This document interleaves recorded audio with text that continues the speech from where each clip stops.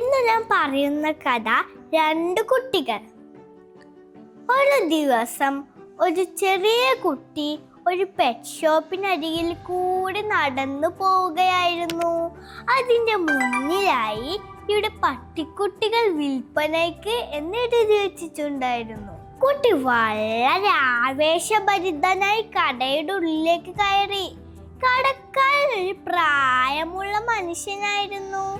അദ്ദേഹത്തോട് കുട്ടി ചോദിച്ചു, എനിക്കൊരു പട്ടിയെ നൽകാമോ? അദ്ദേഹം കണ്ണൊരു താഴ്ത്ത് സൂക്ഷിച്ചു നോക്കി, എന്നിട്ട് ചിരിച്ചുകൊണ്ട് പറഞ്ഞു, അതിനെന്താ, തരാലോ, പക്ഷേ കാശ് വേണ്ട കേട്ടോ. കുട്ടി ഉടൻ ചിരിച്ചുകൊണ്ട് തൻ്റെ കൈകൾ രണ്ടും പോക്കറ്റിലിട്ട് കുറച്ചു നാണയങ്ങൾ വാരിയെടുത്തു കടക്കാരൻ നൽകി. അദ്ദേഹം കാശെണ്ണി നോക്കിയപ്പോൾ വളരെ കുറച്ചു മാത്രമേ ഉള്ളൂ. എങ്കിലും സന്തോഷത്തോടെ ഒരു പട്ടിയെ നൽകാമെന്ന് തീരുമാനിച്ചു. സന്തോഷം കൊണ്ട് അവന്റെ കണ്ണുകൾ നിറഞ്ഞു. പട്ടിക്കുട്ടികളെ സൂക്ഷിച്ച് ഒരു മനോഹരമായ വലിപ്പമുള്ളൊരു കൂടിനകത്തേക്ക് കയറി. അവിടെ കുറെ പട്ടിക്കുഞ്ഞുങ്ങൾ ഉണ്ടായിരുന്നു. പട്ടിക്കുഞ്ഞുങ്ങൾ കുസൃതി കളിച്ച് തലങ്ങും വിലങ്ങും ഓടുകയായിരുന്നു. ഏതിനെ തിരഞ്ഞെടുക്കുമെന്ന കാര്യത്തിൽ ആകെ കൺഫ്യൂഷൻ ആയിരുന്നു. അങ്ങനെ നോക്കിക്കൊണ്ടിരിക്കുമ്പോ ഒരു നാണം കുടുങ്ങിയും കണ്ടാൽ ബീജുവിനെ പോലെയും തോന്നിപ്പിക്കുന്ന ഒരു പട്ടിക്കുട്ടി മൂലയ്ക്ക് തനിയെ ഇരിക്കുന്നത് അവന്റെ ശ്രദ്ധയിൽപ്പെട്ടു. അവൻ അതിൻ്റെ അടുത്ത് ചെന്ന് നോക്കിയപ്പോൾ